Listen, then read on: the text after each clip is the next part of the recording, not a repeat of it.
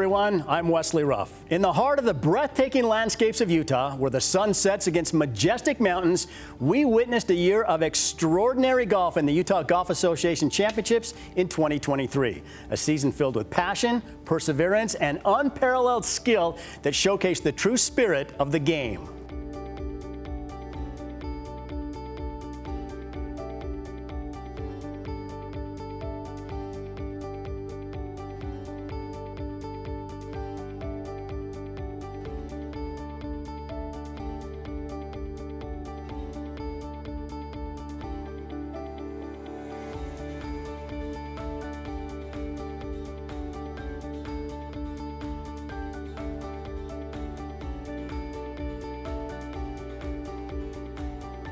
As the sun rose on the championship courses, so did the anticipation of fierce competition at the 125th Utah State Amateur and the 117th Utah Women's State Amateur Championships.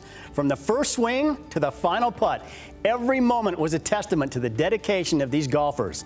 The 2023 championship saw competitors from across the state in every age division, each vying for the coveted titles that define individual golf careers and excellence in Utah golf. No matter how it played out, the 125th Utah State Amateur was going to be memorable, mainly because of the historic venue, the Country Club in Salt Lake City. By the end of the annual six-day competition, there was so much material that anyone hoping to summarize the event could choose from multiple storylines. Simon Kwan's victory came with a lot of layers.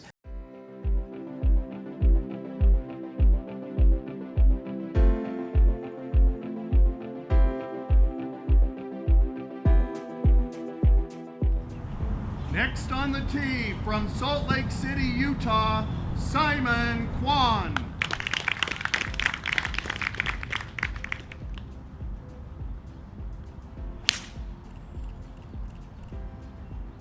Simon, that was a pretty good summer last year for you, wasn't it? Yeah, that was fun. I'll bet it was. Talk about the State Am pretty much in your backyard. Yeah, I mean, I pretty much grew up right next to Salt Lake Country Club. I mean, wake up, it's literally the first thing I see if I look out my window. Obviously last year I lost in the final round to Zach, and I really wanted to come back and redeem myself because I feel like I could. That's a long year to think about that you got to the finals, didn't quite finish the job, and have the goal of getting back there and doing it again. Not only is it a long year, but it's also a tough grind to do that. It's one thing to think that, but it's another thing to actually do it. Yeah, I mean, obviously the State Am's a lot of holes, and it's like honestly more of like a mental and physical challenge than it is like skill. So I mean, there's times where you're just like, God, there's so much golf, and like, I do this, and this, but it's honestly the most important thing is just to stay one hole, one step in front of you. Was there any point during the 2023 State Am where you thought, I'm not getting out of this match, I'm not gonna make it? I mean, I remember it was really the first 9 holes of the stroke play.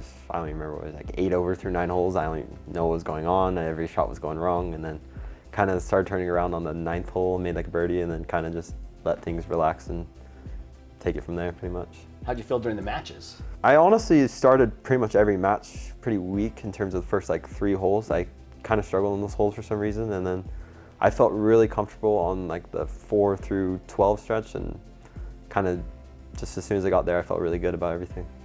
You were putting well. Yeah. I mean, you got to have the flat stick working to win an event like that. Did you think that was the best part of your game during the week, or was there something else? I think it was honestly driving and wedges. Yeah. I mean, I remember like hole 11 was like kind of the hole I won every single match, it felt like. Because it was kind of dogleg left, hazard left, so everyone would just bail out right. Where I'd hit a good little draw and it'd be centered, and I'd have a wedge, and I felt good with my wedges, so I hit it tight. Wait, you're hitting wedge to your second shot on 11? I think, yeah, I was hitting like gap wedge most rounds. What was going through your mind when you, towards the end of the final match against David, that you thought, I'm going to win this thing. I'm going to cap this thing off?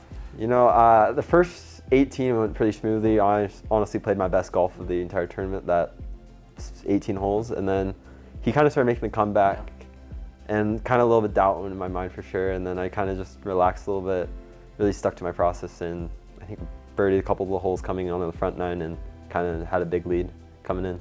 What was it like to win on, again, a course that's right outside your backyard? I mean, it's obviously really cool. I mean, I went and played there a couple of weeks later, like, oh, you won the State Am. It's like, it's It's pretty fun. I mean, it's always a cool thing when you grew up there and stuff. I'm sure you dreamed about winning that event for a long, long time. Was it as good in reality as it was in your dreams? I mean, of course. I mean, it's always cool to win something. I mean, it's like, obviously my grandpa was excited, my family's excited, and first Miller to do it, so that felt good to do. And you were the first person since Bruce Brockbank to lose in the final one year and come back and win it the next year. Yeah. And in that time, you were transferring to BYU Yep. into Bruce Brockbank's program. Yeah, I mean, just I guess it makes sense, right? Full circle? Yep, exactly. How's school going for you now? I love it. It's been a good switch for me, for sure. Did they look at you and like, that dude's a state am champion?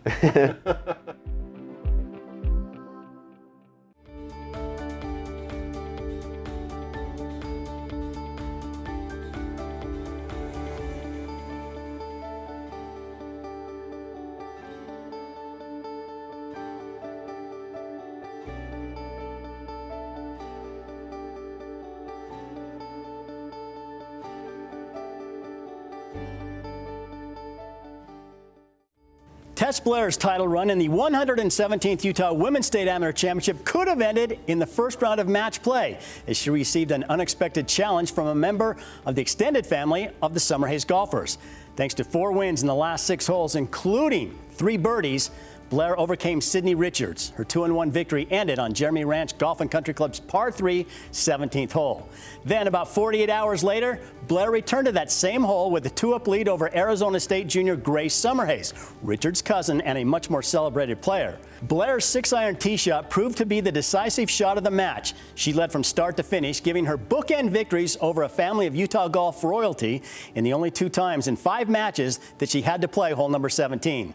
Blair's second Women's State Amateur title further elevated her own family from Harriman in Utah golf history. Her sister, Serene, won the 2014 title. The Blairs matched the 3 combined State Am victories of Summerhays and her older brother, Preston. Serene Blair Wheeler is a PGA of America staff member. She witnessed her sister's latest victory in early August. Their father, Robert, caddied for Tess, who's now playing for Iowa State as a graduate student in supply chain management, closely consulting her on every shot.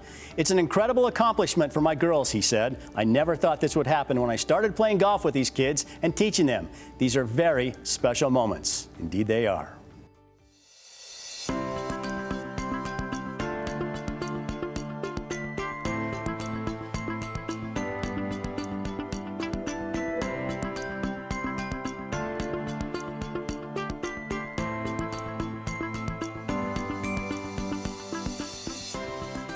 It is my pleasure to sit down for an interview with Tess Blair, the 2023 Utah State Women's Amateur Champion. Tess, congratulations on your 2nd Utah State Am Championship, and what are your lasting memories about that? I mean, it was such a special match. Grace played great, I played great as well, and it was even more special because I hadn't been to the final match in I think about 4 years, so that was a landmark for me in itself, and then to get it done was even more special. Harder to win your first one or your second one? I think it was harder to win the second one. I'm still surprised that I won it when I was 17.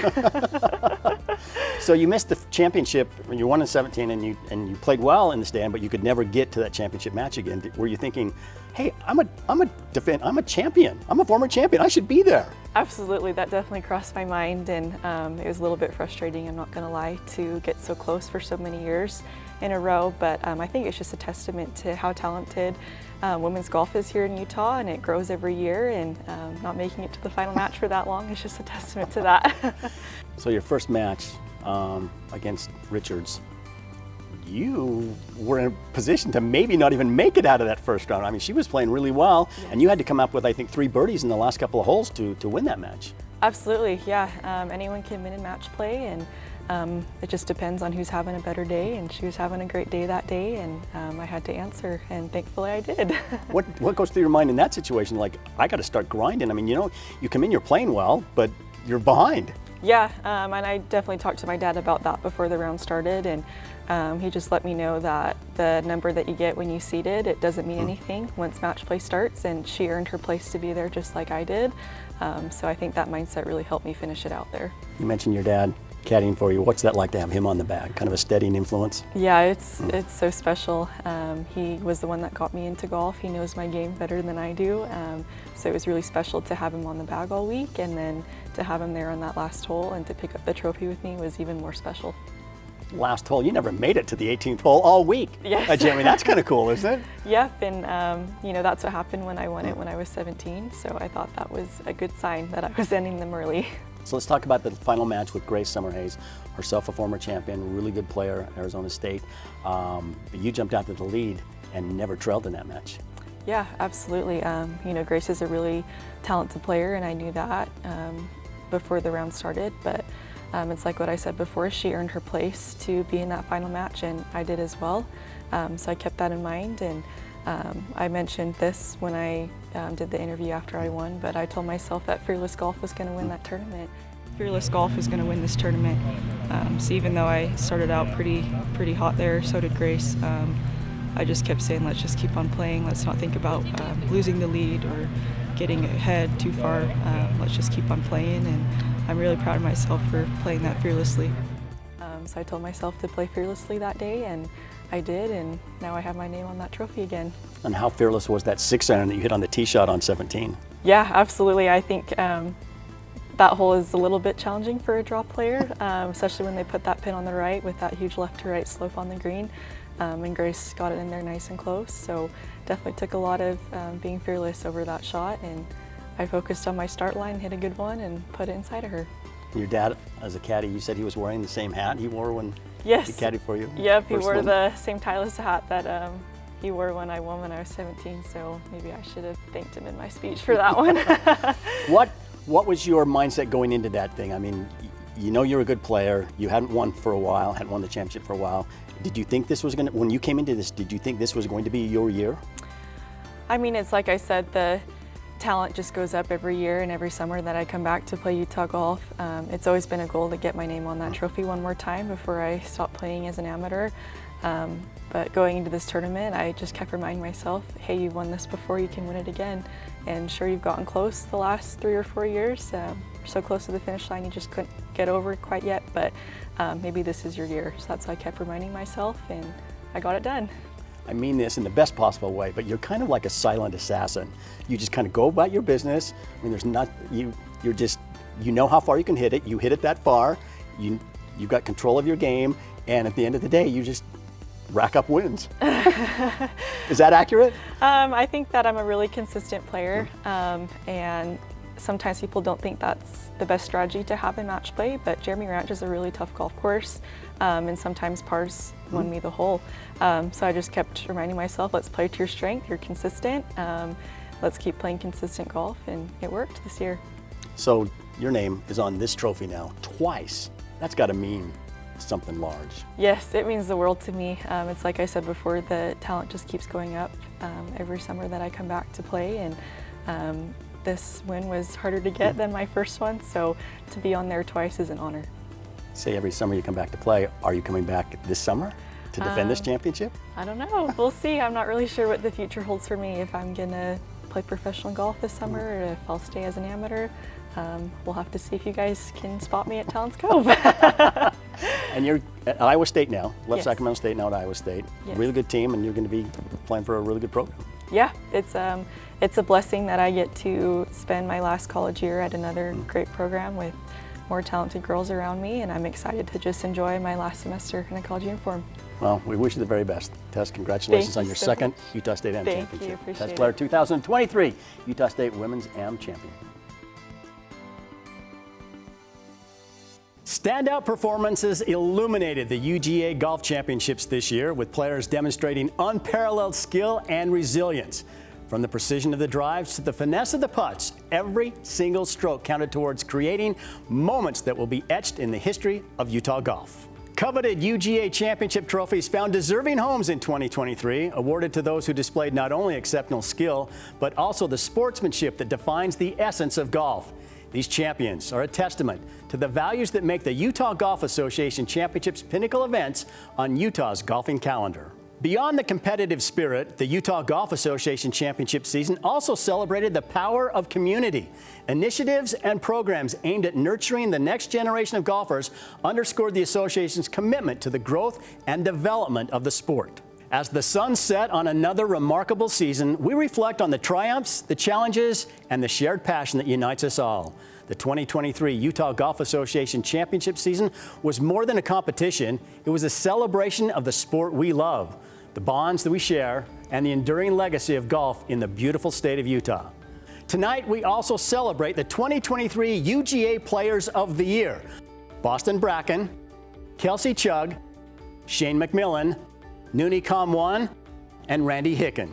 We also honor our Service Award winners: Devin DeLynn, UGA Gold Club Award winner; Corrine Larson, UGA Women's Award; and Keith Hansen, the UGA Volunteer of the Year. Thank you for being part of a truly unforgettable season.